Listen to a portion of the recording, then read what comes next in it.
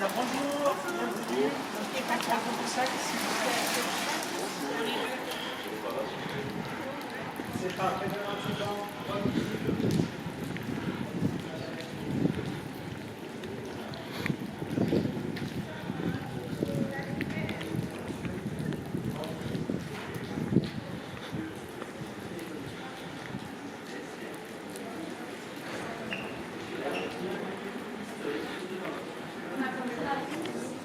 Avant de commencer la visite, je vais vous demander de bien penser à les parapluies et les personnes qui ont un sac à dos, de le mettre dans le droit de derrière. Vous allez bien comprendre le corps. On est un petit peu à l'étroit, on est très long. Voilà, merci. Je vais juste voir si vous faites c'est chaud là.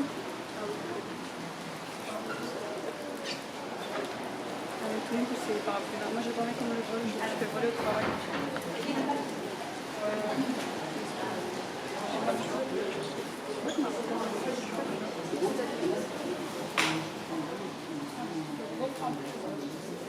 Le temps qu'il avance, je peux peut-être vous parler des deux tapisseries que vous avez à côté de vous.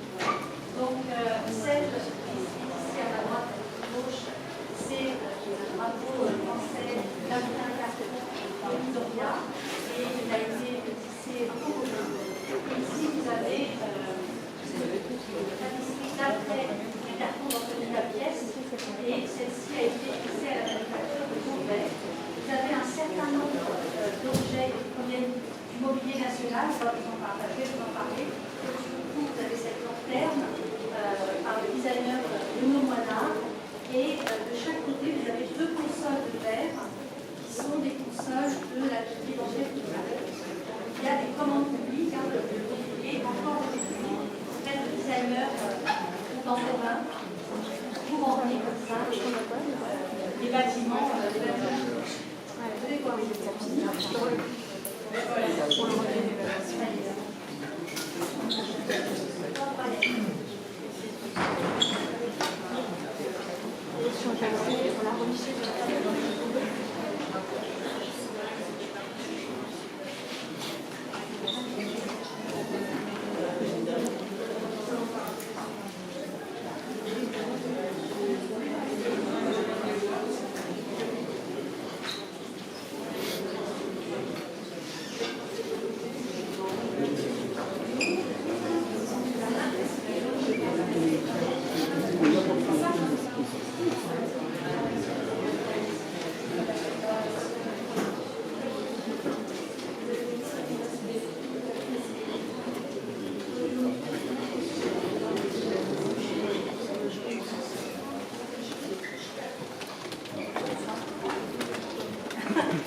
la nécessité des sacs à dos.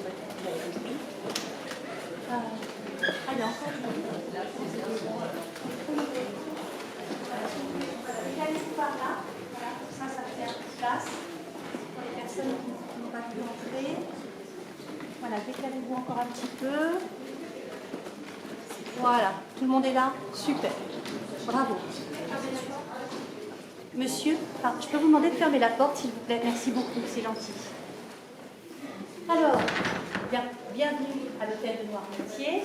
Alors, cet hôtel particulier, il fait partie de tous ces hôtels particuliers qui ont fleuri au XVIIIe siècle, enfin, début du XVIIIe siècle, fin du XVIIe, dans ce quartier de Paris qui est le faubourg, qui était le faubourg Saint-Germain. Et ici, eh bien, un certain nombre de personnes de l'aristocratie vont faire construire leur hôtel particulier. L'hôtel particulier, donc c'est cette maison de ville qui a tout du château, avec que les avantages du château et pas les inconvénients, c'est-à-dire c'est plus petit, donc c'est plus facile à chauffer, c'est pas en pleine campagne, vous êtes en centre-ville, et puis vous n'avez pas à gérer les terres, les paysans, tout ça, oh là là, ça fait tellement ennuyeux. Là, vous avez votre demeure dans la ville, et puis tous ces hôtels particuliers ont un peu le même plan. Là, vous avez la cour, pardon, la voix s'en va, mais elle va revenir. La cour, le vestibule, les pièces qui sont côté rue, qui sont des pièces plus humbles, plus simples, et puis les pièces côté jardin, qui sont des pièces d'apparat, et puis le jardin. Donc il y a ces deux faces, et donc ce jardin qui vous donne un côté de la verdure à Paris, qui vous isole du reste du quartier. Pardon. Et donc le duc de Noirmoutier fait construire ce bâtiment. Il achète le terrain à Charles Mollet. Charles Mollet qui était un des jardiniers du roi et qui va comprendre que ce quartier va bien se développer. Et il va acheter ce terrain qu'il va vendre au duc de Noirmoutier, qui va faire édifier cet hôtel particulier par un architecte qui s'appelait Jean Courtonne. Alors Jean Courtonne n'est pas très connu, c'est pas grand-chose de lui. Il y a une chose que l'on sait, c'est qu'il a fait également l'hôtel de Matignon. C'est pas mal sur le CV. Pardon. Et donc Jean Courtonne édifie cet hôtel particulier assez typique. Et puis la duchesse de Noirmoutier, alors le duc de Noirmoutier décède en 1725-29, et la duchesse de Noirmoutier décède en 1733. Et au moment de son décès, eh bien, l'hôtel est vendu à une femme de lignée royale, qui est Mademoiselle de Sens, petite fille de Louis XIV. On va parler d'elle dans la salle suivante. Mais en tout cas, cet hôtel particulier va connaître des destins assez variés du XVIIe siècle jusqu'à aujourd'hui. Vous allez voir dans les pièces, à chaque fois, des meubles qui proviennent du mobilier national. Je vous recommande de le visiter si vous pouvez ce week-end. Le mobilier national, en fait, c'est ce qui est un peu le côté républicain du garde-meuble du roi. Vous voyez, en fait, à chaque fois qu'il y avait une commande nouvelle de meubles, parce que un nouveau roi était couronné et qu'il voulait... Je viens de commencer. D'accord. Bon, il faut que je me dépêche. Bref, le mobilier national, c'est super beau.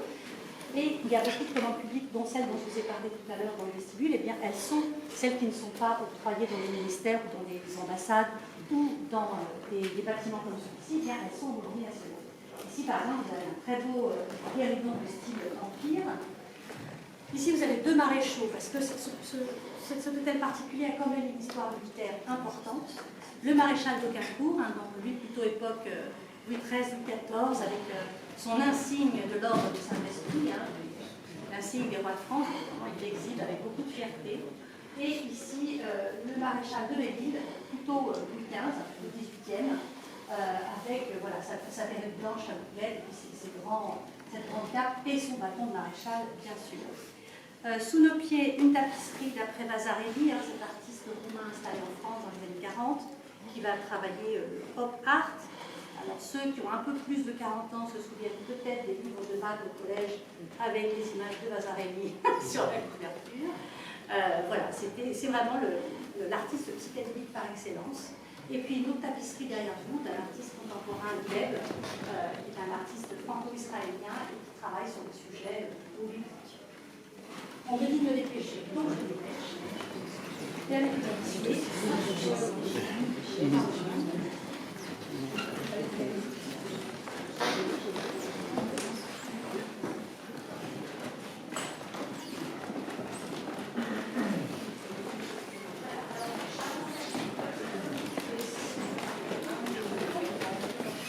ici, on est dans le salon de musique. Et voilà, j'ai dit qu'après la mort du duc de Noirmoutier, c'est Mademoiselle de Sens, pardon. Avancez-vous un peu parce qu'il y a encore une autre qui n'arrive pas à voilà. Mademoiselle de Sens qui acquiert l'hôtel particulier. Et voilà, Mademoiselle de Sens, c'est la petite fille de Louis XIV, l'arrière-petite-fille du Grand Condé. Elle ne se mariera jamais. Et elle achète cet hôtel particulier qui a trouvé un peu trop petit pour elle. Donc elle va faire des agrandissements, elle va acheter des terrains, enfin, voilà, elle va agrandir tout ça. Et dans cette pièce, ce qui est assez intéressant, c'est que vous voyez les ornements sur les murs eh bien, qui sont vraiment de style rocaille. Le style rocaille, c'est le style à partir de Louis XV, Madame de Pompadour, tout ce style qui veut casser par rapport au style grand siècle de Louis XIV. Au contraire, on revient vers la courbe, vers la nature, c'est vraiment l'inspiration de la nature.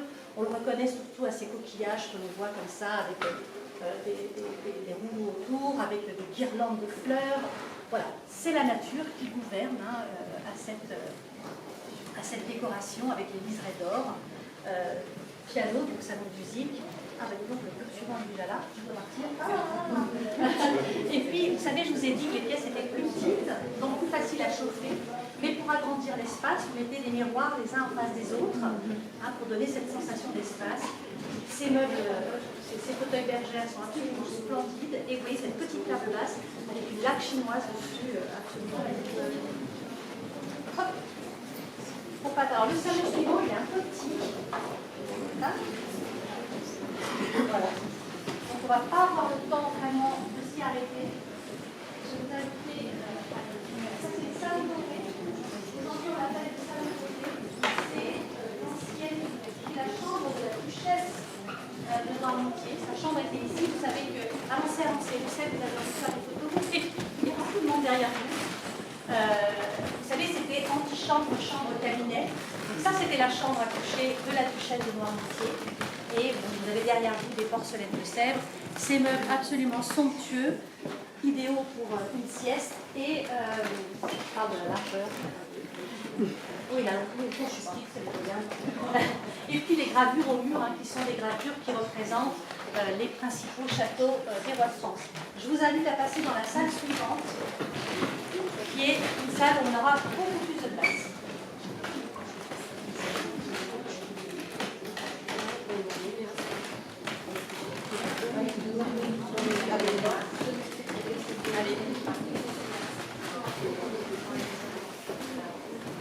Voilà, je vais vous demander d'avancer. Alors ici, c'était... Aujourd'hui, c'est le billard bibliothèque. À l'époque de Mademoiselle de Sens, c'était donc le cabinet, chambre, cabinet. Et ici, c'était le cabinet des singes, parce qu'il y avait des boiseries absolument somptueuses qui étaient au bout de l'époque, donc avec énormément de représentations d'animaux. Et ces boiseries, elles n'ont pas été détruites, elles ont été démontées et remontées dans une autre salle qu'on va voir là-bas, dans la salle à manger, au moment où c'est devenu un bâtiment plutôt militaire. Et il a fallu enlever un peu toute cette décoration féminine pour une décoration beaucoup plus masculine avec des trophées de chasse, un billard, une publicité pour la cravate, des livres, bien sûr les femmes ne savent pas. Voilà, un certain nombre de symboles comme ça très forts. Et bien parce que cet endroit, donc après Mademoiselle de Sens, c'est son neveu, le duc de Condé-Barry qui en hérite. Pendant la Révolution, comme tous les grands bâtiments, tout ça c'est pris. Et à la Restauration, ça devient déjà un bâtiment d'État au moment de la Restauration. Et c'est le comte d'Artois, père de Louis XVI, futur Charles X, qui va mettre sa caserne. Et malheureusement, on ne peut pas. Excusez-moi, je vais rester dans votre pièce. On va essayer de pas se promener tout seul. On ne peut pas malheureusement aller dans le jardin. Mais si on était dans le jardin, on verrait la façade et on verrait l'endroit où se trouvaient les écuries, parce que plus du caserne au début du 19e, c'était déjà un endroit militaire. Ça va devenir la résidence des chefs d'état-major de l'armée dès 1885. Et puis, il y a un chef d'état-major de l'armée assez célèbre, le maréchal Foch, que l'on va installer ici en 1919. Il va y rester jusqu'à sa mort en 1929. Le maréchal Foch, quand même, un bâton maréchal de France, un bâton maréchal d'Angleterre, un bâton maréchal de Pologne et un bâton américain, amiral de maréchaux aux États-Unis et un bâton du commandement américain. Le petit découvert, le grand héros de la Première Guerre, tout ça a été revenu un peu par les historiens. Il habite ici jusqu'à sa mort, et il est également devant le bâton, en 1906. Et donc, il est ici jusqu'à sa mort.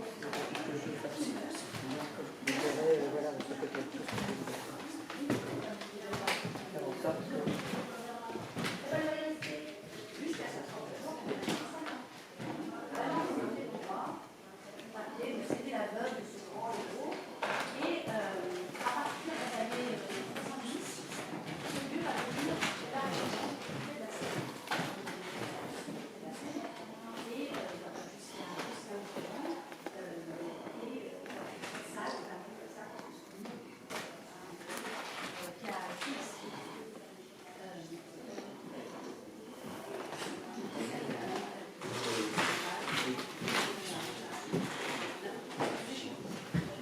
Alors là, on va retraverser les pièces. Vous m'attendez là. On va retraverser les pièces qu'on a visitées. Vous allez pouvoir aller voir, on va quand même pas trop traîner et on va aller de l'autre côté de l'hôtel particulier. Voilà, merci.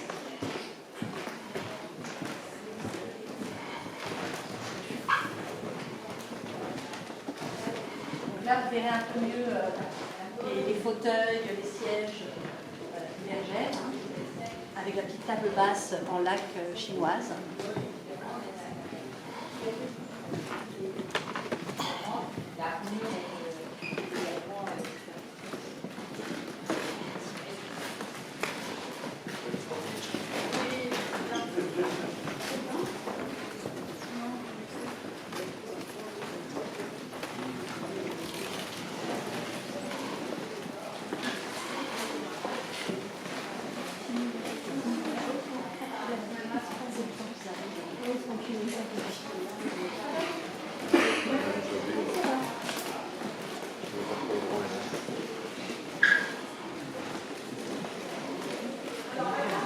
Essayez d'avancer par ici. Voilà, autant que vous pouvez.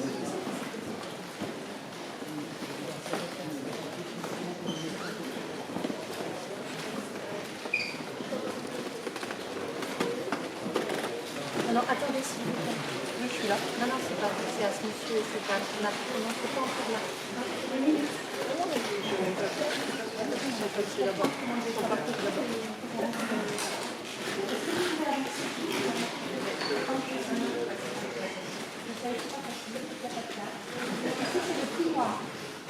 Alors le fumoir, hein, en fait, c'est le grand salon qui a été divisé en deux au XIXe siècle, parce qu'au XIXe siècle, après dîner, les hommes allaient fumer, tandis que les femmes allaient prendre leur petit café.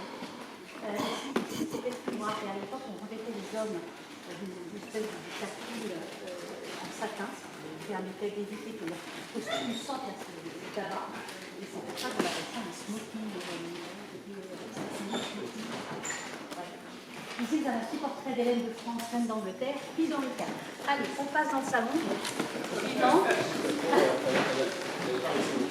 Non. On va aussi parler avec Hélène d'Angleterre.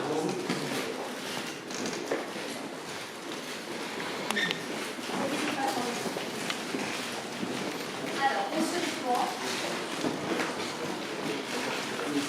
Ne croyez pas pour autant qu'on a du temps. Parce qu'il y a plein de groupes qui arrivent. Ah, ici, c'est les fameuses boiseries du cabinet au sein dont je vous ai parlé dans la salle du billard, hein, qu'on vous démonter et remonter ici. On sait qu'à l'époque où elles avaient été faites, le jardin à l'époque où elles ont été faites, elles étaient peintes et dorées également, mais on ne sait pas voir ces peintures. Donc, quand il y a une restauration, et bien on les laisse telles qu'elles sont, si on ne sait pas comment elles étaient faites au moment de leur réalisation.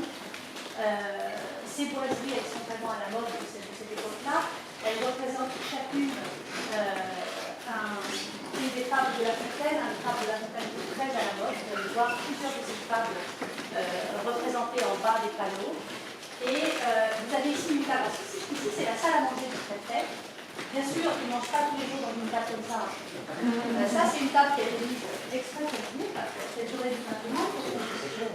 Bien sûr, pour qu'on puisse aussi bien voir que le patrimoine français, c'est aussi le savoir-faire, hein, l'art de la table, l'art de vivre à la française. Ici, vous avez la lingerie, c'est Porto, les couverts, c'est Christophe, le cristal, c'est Baccarat, et les assiettes à la vaisselle, c'est Alilande. On est dans le top du top.